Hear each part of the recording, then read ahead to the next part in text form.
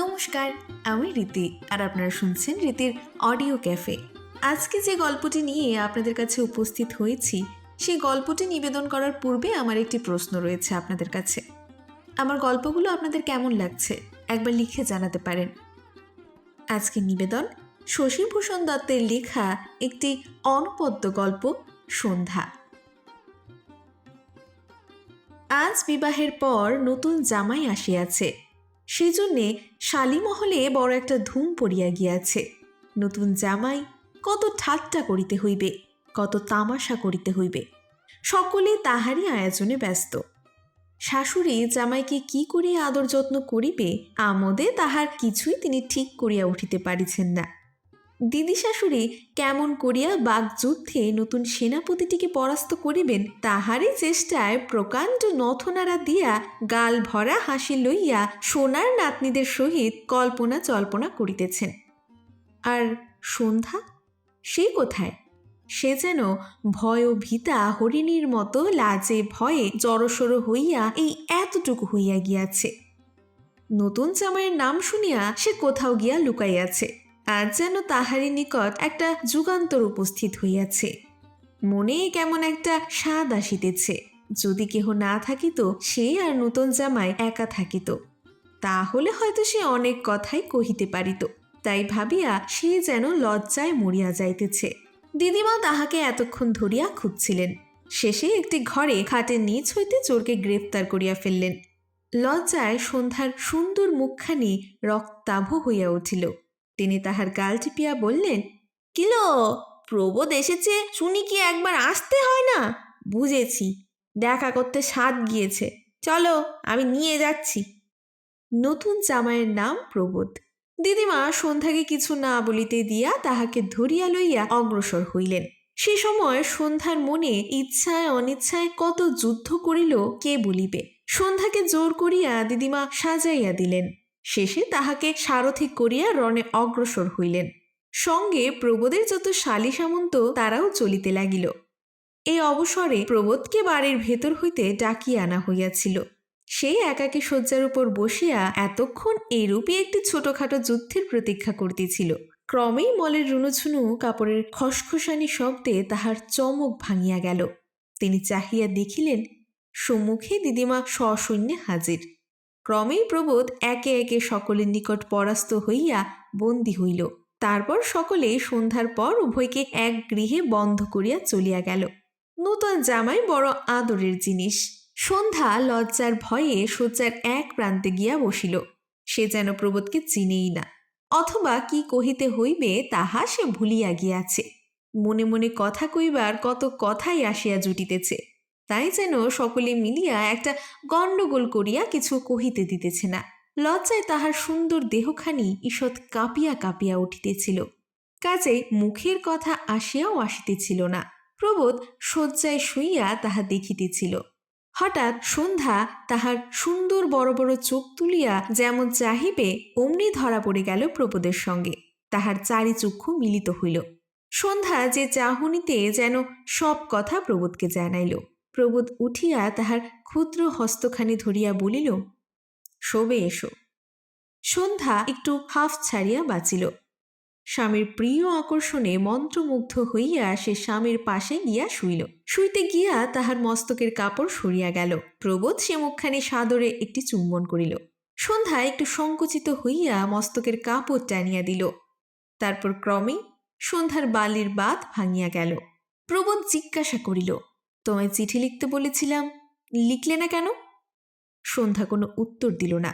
কেউ উত্তর দেবে সে জানে না, কাজেই চুপ করিয়া রহিল। প্রবোধ আবার জিজ্ঞাসা করিল। সন্ধ্যা এবার বালিশের নিচে মুখ লইয়া অস্পষ্ট সুরে বলিল, লজ্জা করে। তবে তুমি চিঠি লিখতে জানো, সেদিন মিছে কথা কইলে কেন? তখন জানিতাম না। এখন শিখলে কোথা হইতে? দিদির নিকট হইতে। তবে লেখো না কেন? সন্ধ্যা অন্য কথা আনিল। জিজ্ঞাসা করিল, আবার কবে আসবে? পড়িবার সময় বেশি আসলে এখানে বাবা রাগ করতে পারেন, তবে এসো না। সুবিধা পাইলে দেখা করিয়া যাইতে পারি। না, তোমার আসতে হইবে না, চিঠি লিখব আমি। প্রবোধ আবার চুম্বন করিল। বলিল, লিখিও। তখন ঘড়িতে দুপুর বাজিল। কাজেই কথাবার্তা বন্ধ করিয়া দুজনে একটু ঘুমাইবার চেষ্টা করিল। প্রবোধ কলেজে পড়ে, এবার তাহার এফএ পরীক্ষা দিতে হইবে।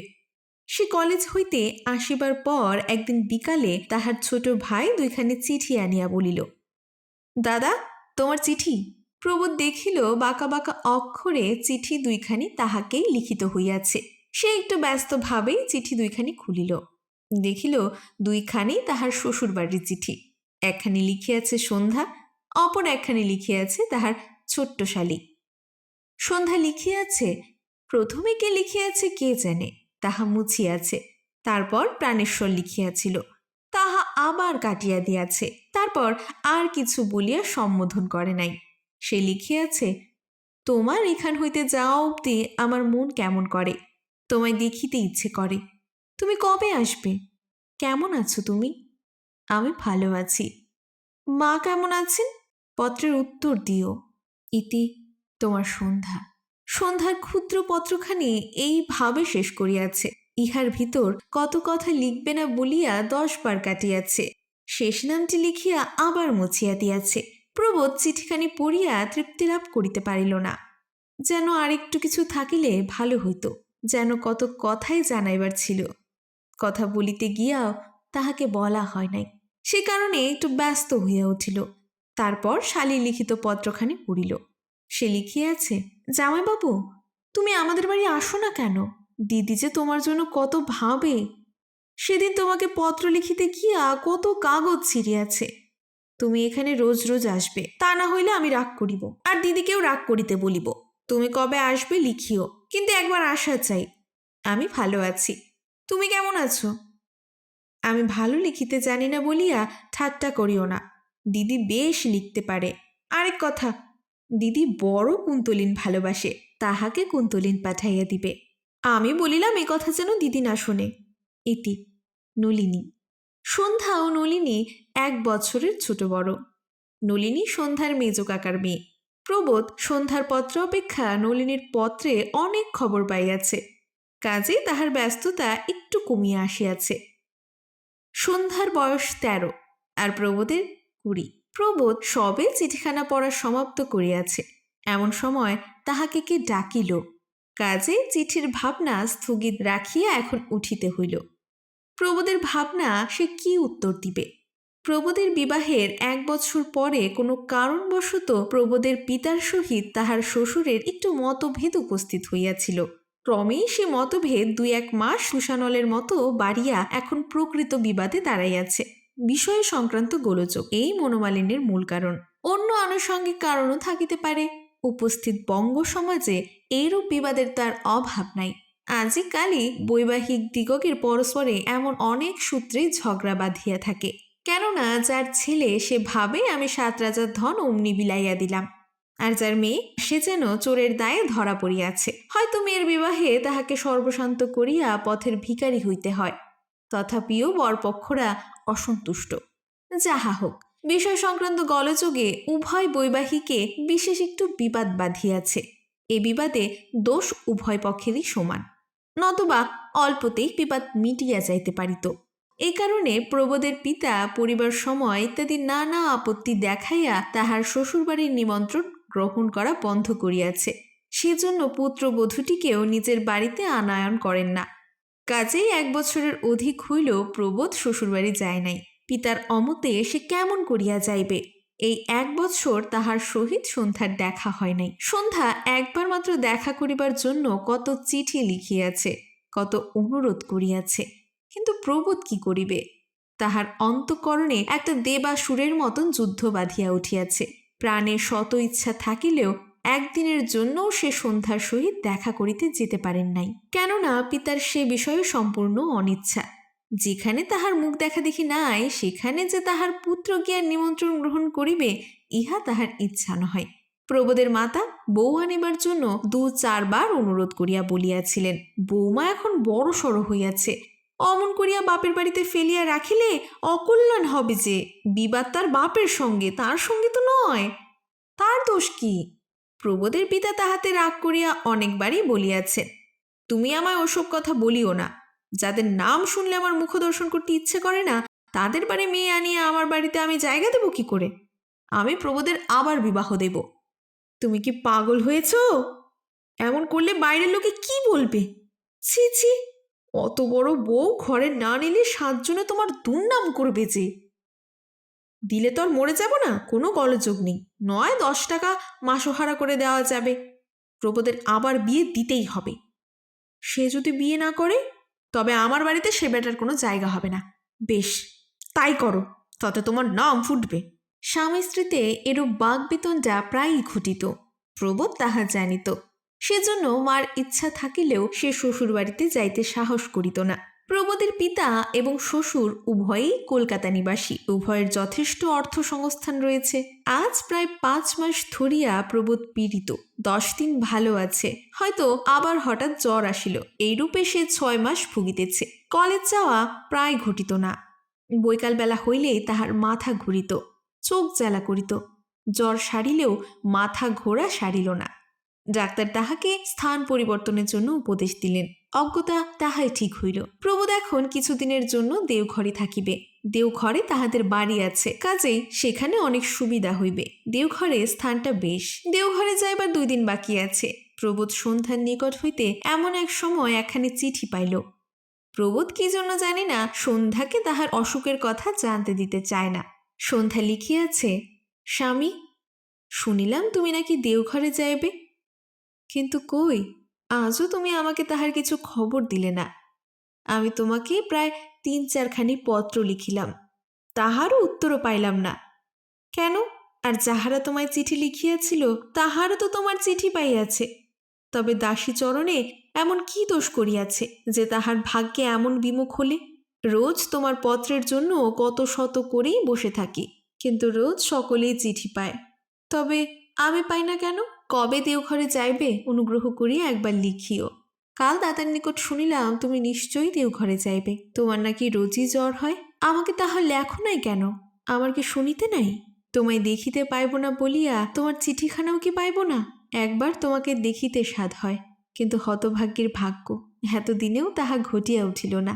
তুমি না খোঁজ করিলে আমার অপমান রাখার জায়গাটা কোথায়? যদি যাও একবার দাসীকে দেখা দিয়া যাইও। আমার নিজের যাইবার পথ থাকিলে আমি যাইতাম।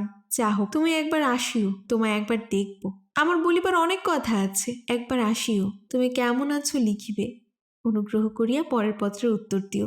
ইতি, তোমার চরণের দাসী, সন্ধ্যা। প্রবোদ পত্র পড়িয়া কেমন হইয়া গেল। কি করিবে কাহাকে বলিবার পথ নাই। মাকে বলিতে লজ্জা করে, কাজেই কেমন হইবার কথা। পত্রের কি উত্তর দেবে তাহাও সে ঠিক করিতে পারিল না। সেজন্য আর উত্তরও দেওয়া হইল না। সে পত্রখানি পড়িয়া বালিশের নিচে ফেলিয়া রাখিল। ক্রমেই দেওঘরে যাইবার দিন আসিয়া পড়িল। প্রবোদ ও বাড়ির সরকার কেবল দেওঘরে যাইবে। যাইবার পূর্বে প্রবোদ মার সহিত দেখা করিতে গেল। মা সেই সময় গোপনে বলিল, দেওঘরে যাইবার পূর্বে একবার বৌমার সহিত দেখা করিয়া যাইও। সরকার আগে যাক, তুমি পরে যাইও। মাতা আর কিছু না বলিয়া সেখান হইতে চলিয়া গেলেন। প্রবোদের সন্দেহ হইল। সে তখন চিঠির খোঁজ করিল, দেখিল চিঠি বালিশের নিচে নাই। তখন আর কিছু বুঝিতে বাকি রইল না। প্রবোদ শ্বশুরবাড়িতে পদার্পণ করিতে না করিতেই নলিনী ছুটিয়া আসিল। দিদি, জামাইবাবু আসিয়াছে। সন্ধ্যা বিশ্বাস করিল না। কিসে বিশ্বাস করবে? সে জানিত প্রবোদ পিতার অনুমতি ব্যতীত আসিতে পারেন না। কাজেই নলিনীর কথা অবিশ্বাস করিল। তাহার সুন্দর মুখখানি যেন কিছুটা গম্ভীর হইয়া গেল। আয়ত চক্ষু দুটি যেন একটু ভারাবনত হইল। সে সাহস করিয়া নলিনীর কথার উত্তর দিতে পারিল না, কেবল তাহার দিক হইতে দুঃখ ফিরাইয়া লইল। কিন্তু নলিনীর নিকট সে কিচ্ছু লুকাইতে পারিল না। সম্মুখের প্রকাণ্ড দর্পণে তাহার সে বিষাদ ভঙ্গি প্রতিবিম্বিত হইল। নলিনী তাহা দেখিল, আবার বলিল, আমাকে বিশ্বাস করবি কেন? এরপর সত্য মিথ্যা আপনিই জানিতে পারিবে। তখন সন্ধ্যা জল ভরা বড় বড় চক্ষু দুটি তুলিয়া বলিল, যদি সত্যিই আসিয়া থাকে তবে তাকে বাড়ি ফিরিয়া যাইতে বলো। কেন? নলিনী মৃদু হাস্য করিল, আমি জানি না, তুই যা। নলিনীও এখন বিবাহিতা, সে এখন পূর্বাপেক্ষা অনেক কিছুই বুঝিতে পারে। সে হাসিয়া বলিল, যাই বলি গে। কিন্তু তাহার যাওয়া হইল না। সে যেমনই যাইবে অমনি সম্মুখে দিদিমা নথ নাড়া দিতে দিতে হাজির। রঙ্গ দেখিবার জন্য সে আপাতত যাওয়াটা স্থগিত রাখিল। দিদিমা আসিয়ায় সন্ধ্যার হাত ধরিয়া বলিলেন, কিলো ভাবছিস কি? না জামাই এসছে, তোকে আর ভাবতে হবে নে, এতদিনের পর ডাক পড়েছে। এখনো দিদিমার কথায় সত্য সত্যই তাহার প্রাণ তন্দ্রার মতো কি একটা ভাবের উদয় হইল। তাহার সে আকর্ষণে সে মন্ত্রমুগ্ধর মতন উঠিয়া পড়িল। নলিনী তখন সন্ধ্যার মুখের দিকে চাহিয়া একটু মৃদু হাসিল। সে হাসিতেও সন্ধ্যার মুখেও একটু ম্লান হাসি জাগিয়া উঠিল, কেননা সন্ধ্যা আজ স্বামীকে দেখিতে পাইবে। দিদিমার অনুমতিতে সন্ধ্যা আপনি প্রবোদের সহিত দেখা করিতে গেল। সে সময় কেবল নলিনী প্রবোদের নিকট ছিল। সন্ধ্যাকে আসিতে দেখিয়া সে আপনা হইতেই চলিয়া গেল। সন্ধ্যা কোনো কথা না কহিয়া ঘরের ভিতর গিয়া বসিল। তখন প্রবোদ একটু জলযোগ করিতেছিল। সে সন্ধ্যার দিকে চাহিয়া একটু মৃদু হাস্য করিয়া আবার নিজ কার্যে ব্যস্ত হইল। আজ 1 বছর পরে তাহাদের প্রথম সম্ভাষণ। প্রবোদ দেখিল এই 1 বছরে সন্ধ্যার অনেক পরিবর্তন হইয়াছে। প্রথমে সন্ধ্যাকে দেখিয়া সে চিনিয়া উঠিতে পারেন নাই। প্রবোদ জলযোগ সারিয়া উঠিল। সন্ধ্যা জিজ্ঞাসা করিল, কখন এলে? সন্ধ্যার সে করুণ স্বরে প্রবোদের প্রতিতন্ত্রে যেন অমৃতের স্রোত বহিয়া গেল। একটু চমকিত হইয়া সন্ধ্যার দিকে চাহিল। সন্ধ্যা আবার জিজ্ঞেস করিল, কখন এলে? এক্ষুনি এসছি। তারপর কত কথাই হইল, কত কথা অসম্পূর্ণ অবস্থায় রহিয়া গেল। শেষে সন্ধ্যা জিজ্ঞেস করিল, তুমি আমার চিঠি পেয়েছিলে? পাইয়াছি, কিন্তু চিঠিখানা কে যেন চুরি করিয়াছে। কে আবার চুরি করতে চাইবে? বৌদিদি। বৌদিদি প্রবোদের বড় ভাইয়ের স্ত্রী। কি করে? এবার সন্ধ্যা যেন একটু চমকিয়া উঠিল। পড়ে চিঠিখানি বালিশের নিচে রাখিয়াছিলাম। বৌদিদি তা টের পেয়ে যে চিঠি তুমি লিখিয়াছ তারপরে চুরি করিয়াছে। বোধহয় মাও দেখেছেন, তাই আজ এখানে আসতে পেরেছি। বোধহয় সেই জন্যই প্রবোদের মাতা প্রবোদকে শ্বশুরবাড়ি আসতে বলিয়াছিল। সন্ধ্যা লজ্জায় দূরাইয়া পড়িল। বলিল, মা চিঠি দেখেছেন? তবে আর কখনো কিছু লিখব না। বোধহয় সেই জন্যই প্রবোদের মাতা প্রবোদকে শ্বশুরবাড়িতে আসতে বলিয়াছিলেন। সন্ধ্যা লজ্জায় দূরাইয়া পড়িল। বলিল, মা চিঠি দেখেছেন? তবে আর কখনো চিঠি লিখব না। কেন? তুমি কেন পড়িয়া চিঠিখানা তুলিয়া রাখতে পারোনি? সে দোষ আমার বটে। আর কতগুলো চিঠি দিলাম, তার তো একখানা উত্তর দিতে হয়। সকলে তো তোমার পত্র পেত, তবে আমি কেন পেতাম না? সন্ধ্যা কি এক কাতরভাবে প্রবোদের দিকে চাহিল। প্রবোদ দেখিল সন্ধ্যার বড় বড় চোখের নিচে 2 বিন্দু অশ্রু গড়াইয়া আসিতেছে। সে আর স্থির থাকিতে পারিল না। সেই অশ্রুসিক্ত গণ্ডস্থলের নিচে একটি চুম্বন করিল। তখন এতদূর বুঝতে পারি নাই। প্রবোদ অন্য কোনো উত্তর তাড়াতাড়ি খুঁজিয়া পাইল না। তোমার এত অসুখ করিয়াছিল, আমায় একবার খবর দিতে নাই? আমি কি তোমার খবর জানবার ইচ্ছেটুকুও রাখতে পারি না? কেন? এখন তো জানলে। জানিলাম যে তুমি দেওঘর চলিয়াছ। অসুখ শরীরে এতদূর কেমন করিয়া যাইবে? বিশাল নেত্রে সন্ধ্যা প্রবোদের দিকে চাহিল। কেন? এখন তো প্রায় মাস অবধি কোনো অসুখ নাই, তবে বিকেলে একটু কেবল মাথাটা ঘোরে আর চোখ জ্বালা করে, তাই হাওয়া পরিবর্তনের জন্য পশ্চিমে যাওয়া। ডাক্তার বলেছেন। তাহলে সব সেরে যাবে। আমার কাছে মাথা ঘোরার ওষুধ আছে। কি? নিকটে বাক্স ছিল। সন্ধ্যা তাহা খুলিয়া একটি শিশি বাহির করিয়া বলিল, এই একটু মাথায় নাও দেখি, তাহলে বেশ মাথা ঠান্ডা হবে। এই যে কুন্তুলিন, এই যে মেয়েরা মাথার চুলের জন্য মাখে। কেন? আমার যখন মাথা ঘোরে তখন একটু মাথায় দিলেই তো সেরে যায়। মার মাথা ঘোরা তো এই কুন্তলিন মেখেই সেরে গেছে। এর বেশ গন্ধ তো। প্রবোদ অজ্ঞতা একটু মাখিল। সেই বাক্সে আরো অনেকগুলি শিশির ছিল। প্রবোদ জিজ্ঞাসা করিল, ও সব কি কুন্তুলিন নাকি? সন্ধ্যা হাসিল। সব কেন হবে? এইচ বোসের চামেলি, মতিয়া, দিলখোশ, আরো কত কি সুগন্ধি আছে। আমি অত নাম জানি না, তবে এর মধ্যে দেখো, এই দিলখোশ আর এই কুন্তুলিন, এই দুটো আমি খুব পছন্দ করি। এসব আসিল কোথা হতে? কেন? তোমরা দিয়েছিলে? তা আজও আছে। এখন আমার ওসবের দরকার নেই, তাই জন্য রেখে দিয়েছি। অনেকে তো মাখে। যারা মাখে তাদের তো আর আমার মতো একখানা চিঠির প্রত্যাশায় ভাবিতে হয় না। তারা তো আমার মতো বাপের বাড়িতে পড়েনি। তুমি নিকটে থাকলে সব মাখিতে পারিতাম। একটা স্থানে 10টা কুন্তলিন মাখিয়া ফেলিতাম। কিন্তু তুমি যখন আমার প্রতি বিমুখ, তখন কুন্তলিন মাখিয়া কেমন করিয়া সুখী হইব? সন্ধ্যা বলিতে বলিতে কাঁপিয়া উঠিতেছিল। চোখের পাতার উপর অশ্রুবিন্দু নৃত্য করিতেছিল। প্রবোদ আদরে সন্ধ্যার হাতখানি লইয়া পড়িল। থাক, ওসব কথা এখন আর তুলিও না। ও কথা শুনলে বড় কষ্ট হয়। যখন এতদিন গিয়াছ, আর কিছুমাত্র অপেক্ষা করো। আমি দেওঘর হতে ফিরিয়া আসি, তারপর যা হোক একটা স্থির করিব। বাবা নাকি তোমায় আবার বিবাহ দিবেন? তবে কি আমায় আর তোমরা নিয়ে যাবে না? সন্ধ্যার গলা ধরিয়া আসিল। সে আর কিচ্ছু বলিতে পারিল না। প্রবোধ সাগ্রহে জিজ্ঞাসা করিল, কাহার বিবাহ? তোমার। আমি বিবাহ করিব তাহা কি তোমার বিশ্বাস করো? না। না বলিতে বলিতে সন্ধ্যার চক্ষু দুটি জলে ভরিয়া আসিল। প্রবোধ আবার একটি চুম্বন করিল। তবে কেন মিছে ভাবিতেছ তাই জিজ্ঞেস করলাম। তারপর আরও কত কথা হইল। তারপর প্রবোধ প্রায় ৫-৬ মাস দেওঘরে আসিয়াছে। এখন সে বেশ সারিয়াছে। ২-১ সপ্তাহের মধ্যে ফিরিয়া আসিবে। কেননা আজ ১০-১২ দিন হইল সন্ধ্যা তাহাকে কোনো পত্র লেখে নাই। প্রবোধ ২-৩খানি পত্র লিখিয়া আর কোনো খবরও পায় নাই। যে পত্র পাঠ মাত্র কোনো উত্তর দিতে বিলম্ব করিত না, সে এতদিন পত্র লিখিতেছে না কেন, তাহাই প্রবোধের চিন্তার বিষয় হইল। সেজন্য দেওঘর হইতে আসিবার নিমিত্তে সে একটু বেশিই ব্যস্ত। আরও ৪-৫ দিন পরে প্রবোধ নলিনীর নিকট হইতে একখানি পত্র পাইল। নলিনী তাহাকে লিখিয়াছে, জামাইবাবু, দিদির বড় অসুখ করিয়াছিল, এই জন্য তোমাকে পত্র দিতে পারে নাই। আজও ভালো সারে নাই, একটু সারিলে তোমায় পত্র লিখিবে বলিয়াছে। সে আজও পথ্য করে নাই। তোমার জন্য বসে বসে ভাবে। একা থাকলেই কি সব ভাবে। কখন কখন কাঁদিতে দেখিয়াছি। তুমি কবে আসবে? আমি ভালো আছি, তুমি কেমন আছো? আজ তবে আসি। নলিনী। প্রবোধ চিঠিখানা পড়িয়া একটু বেশ গম্ভীর হইয়া পড়িল। দেওঘর হইতে আরো শীঘ্র আসিবার ব্যবস্থা করতে লাগিল। প্রবোধ বাড়িতে আসিবে সব ঠিক, কেবল রওনা দেওয়া বিলম্ব মাত্র। সেদিন প্রবোধ চলিয়া আসিবে, কোথাও কিচ্ছু খবর নাই। প্রবোধের পিতা সপরিবারে আসিয়া উপস্থিত হইল। কেন এমন হইল? প্রবোধ শুনিল তাহার নাকি বিবাহ। কলিকাতায় কোনো ভদ্রলোক দেওঘরে আসিয়া মেয়ের বিবাহ দিয়া যাইবেন। তাহারা প্রবোধের পিতার সহিত একসঙ্গেই আসিয়াছেন। বিবাহের আর ১০-১২ দিন বিলম্ব মাত্র। প্রবোধ খবর শুনিয়া দমিয়া গেল। কোথায় কতক্ষণ সন্ধ্যার সহিত দেখা হইবে ভাবিতেছে, তা নয় আবার বিবাহ। প্রবোধের মাথা একেবারে আকাশ ভাঙিয়া পড়িল। প্রবোধ সকলকে বলিল সে বিবাহ করবে না, কিন্তু কেহ সাহস করিয়া তাহার পিতাকে বলিতে পারিল না। মাতা অনেক বলিয়াছিলেন, কিন্তু শেষে অজ্ঞতা থামিয়া যাইতে হইয়াছে। দেশ হইলে যদি কোনো বাধা পড়ে, তাই দেওঘরে বিবাহ হইবে।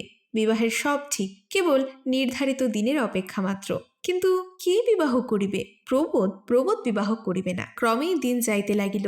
বিবাহের দিন আসিল, তথাপি প্রবোধ কিছু বলিল না। সেদিন বেলা 10টার সময় প্রবোধের নামে একখানা টেলিগ্রাম আসিল। সন্ধ্যার পীড়া বড় কঠিন। তুমি শীঘ্র কলিকাতায় আসিবে, ডাক্তার কোনো আশা দিতেছে না। টেলিগ্রাম করিয়াছে প্রবোধের এক শালা। সে পিতাকে টেলিগ্রামখানি দেখাইল। তিনি পড়িয়া বিরক্তির সহিত টেলিগ্রাম ছুঁড়িয়া ফেলি দিলেন। প্রবোধ অজ্ঞতা চলিয়া আসিল। ক্রমে সন্ধ্যা হইয়া আসিল। তখনও প্রবোধ বাড়িতে। সে যেন সত্য সত্যই বিবাহ করিবে। মার নিকট একবার টেলিগ্রামের কথা বলিয়াছিল। তিনি বলিয়াছিলেন, কি করিব, কথা শুনলে দুটো বুঝাইতে পারতাম, কিন্তু তুমি তো জানো বাবা। প্রবোধ আপনার ঘরে ফিরিল।